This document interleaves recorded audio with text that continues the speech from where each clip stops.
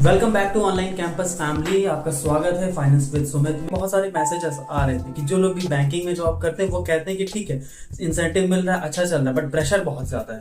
और जो लोग भी म्यूचुअल फंड में आप लोग जॉब कर रहे हैं, आपके मैसेजेस आ रहे हैं कि भाई टारगेट इतने बड़े मिलते हैं कि अचीव नहीं कर पाते, नंबर ऑफ ब्रांचेस इतनी सारी मैप कर दी जाती है कि हम कवर नहीं कर पाते। तो जिस दिन हमारे टारगेट अचीव हो जाते हैं हम बड़े खुश हो जाते हैं। तो इस 2025 में बैंकिंग जॉब आपके लिए बेटर है या म्यूचुअल फंड की जॉब आपके लिए बेटर है? अगर आप एक फाइनेंस स्टूडेंट हो या आप मेरी तरह एक बैंकर हो तो ये वीडियो आपके लिए। आज हम कंपेयर करेंगे banking versus mutual fund job profiles को, सैलरी को, प्रेशर को, ग्रोथ को। सबसे पहले सैलरी और इंसेंटिव की बात करते हैं। आप समझो बैंकिंग जॉब्स को भी पहले मल्टीपल टाइप्स होते हैं। कैसे? जैसे एक ब्रांच आरएम होता है जिसको हम रिटेल आरएम बोलते हैं, वो वॉक इन कस्टमर पे भी फोकस करता है, साथ साथ में FD, CASA, life insurance targets होते हैं। उसकी सैलरी ऑन एन एवरेज 40,000 से 60,000 के बीच में होती है, बट प्रेशर थोड़ा सा ज्यादा होता है। कि में एक दूसरा सेगमेंट होता है एफ्लुएंट आरएम का, जिसको आप प्रायोरिटी आरएम भी कह सकते हैं। हाई नेटवर्थ कस्टमर्स को डील करते हैं। बेटर सैलरी होती थोड़ी सी 60,000 से 1 लाख के आसपास, बट प्रीमियम सर्विस की एक्सपेक्टेशन बहुत ज्यादा होती है। और सेगमेंट होता है बैंकिंग में प्राइवेट बैंकर,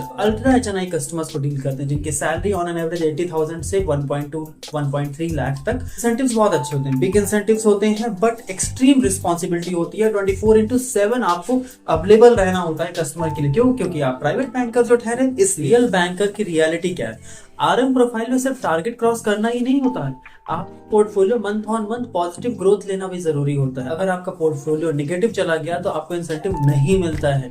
अब चलिए मूव करते हैं। म्यूचुअल फंड इंडस्ट्री में भी मल्टीपल रोल्स होते हैं, उसके बारे में समझते हैं।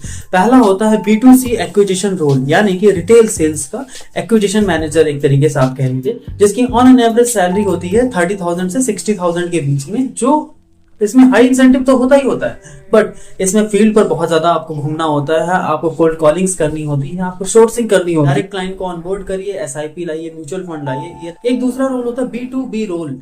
तो उनका एक आरएम होगा, रिलेशनशिप मैनेजर होगा, जो सारी ब्रांचेस में विजिट करेगा, वहां की टीम से कनेक्ट करेगा, उनके बिहाफ पे उस बैंक के कस्टमर से म्यूचुअल फंड करवाएगा, एसआईपी कराएगा। उनकी ऑन एन एवरेज जो सैलरी होती है 40,000 से 80,000 के बीच में होती है, फिक्स्ड होती है और मॉडरेट इंसेंटिव बनता है। बट इनकी ये शिकायत होती है कि इतनी ज्यादा ब्रांचेस इनको मैप कर दी जाती हैं कि इंसेंटिव तक पहुंच ही नहीं पाते।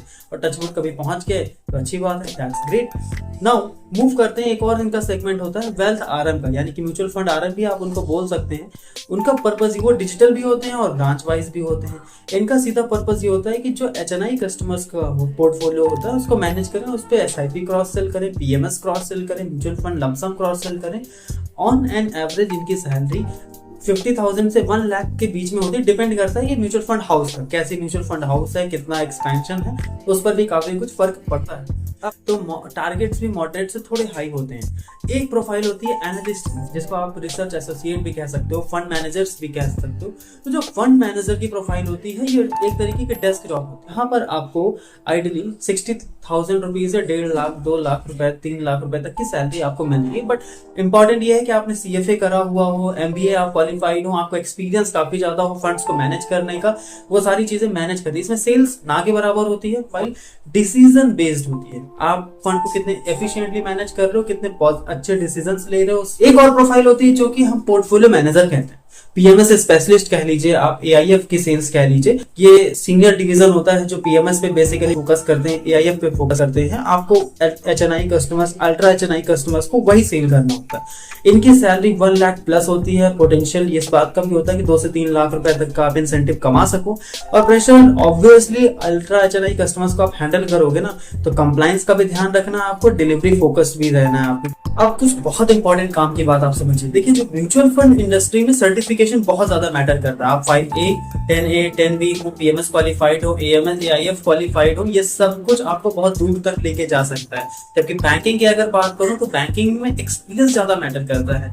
आप एक्सपीरियंस तो हो, तब मैनेजर से सीनियर मैनेजर बनेंगे, फिर आप EV बनेंगे, फिर दिन आप VP and all next positions पे जा सकते हैं। प्रोफाइल पे आपको एक प्रेशर मिलता है लाइफ इंश्योरेंस का, जो कि एक पुश प्रोडक्ट है, जो कई बार कस्टमर्स डिनाई भी करते हैं, बट आपको कैसे भी करके करना होता है क्योंकि आपके टारगेट्स होते हैं।